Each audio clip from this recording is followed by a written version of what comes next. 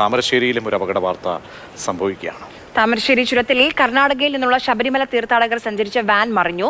നേരിയ പരിക്കേറ്റ തീർത്ഥാടകരെ ആശുപത്രിയിലേക്ക് മാറ്റിയിട്ടുണ്ട്. രാഹുൽ KV നമുക്കൊപ്പം വിവരങ്ങളുമായി ചേരുന്നുണ്ട്. രാഹുൽ, നമ്മൾ ആ അപകടത്തിന്റെ ദൃശ്യങ്ങൾ കാണുന്നുണ്ട്. അപ്പുറത്ത് വനമാണെന്ന് തോന്നുന്നു.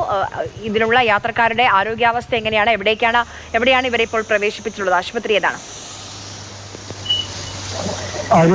തീർത്ഥാടകർക്ക് നിസ്സാര പരിക്ക് മാത്രമേ ഉള്ളൂ എന്നതാണ് ആശ്വാസകരമായ കാര്യം. തീർത്ഥാടകരിൽ 3 പേർക്കാണ് പരിക്കേറ്റിട്ടുള്ളത്.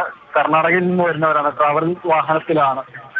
ചുരം അമിത വേഗതയിൽ വേഗത കൂടുതലോടുകൂടിയാണ് വാഹനം ഇറങ്ങിയതെന്നാണ് ദൃക്സാക്ഷികൾ പറയുന്നത്.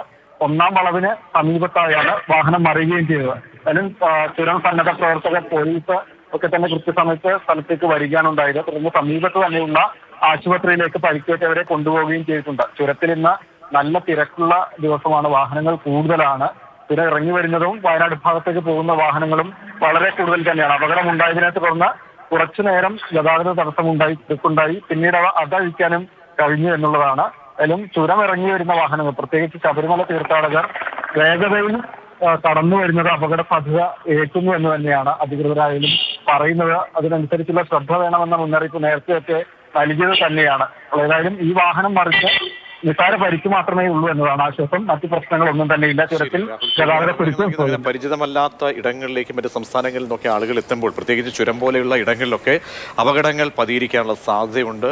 ഇപ്പോൾ ശബരിമല തീർത്ഥാടകരാണ് അപകടത്തിൽപ്പെട്ട് അവരുടെ വാഹനമാണ് മറിഞ്ഞത്.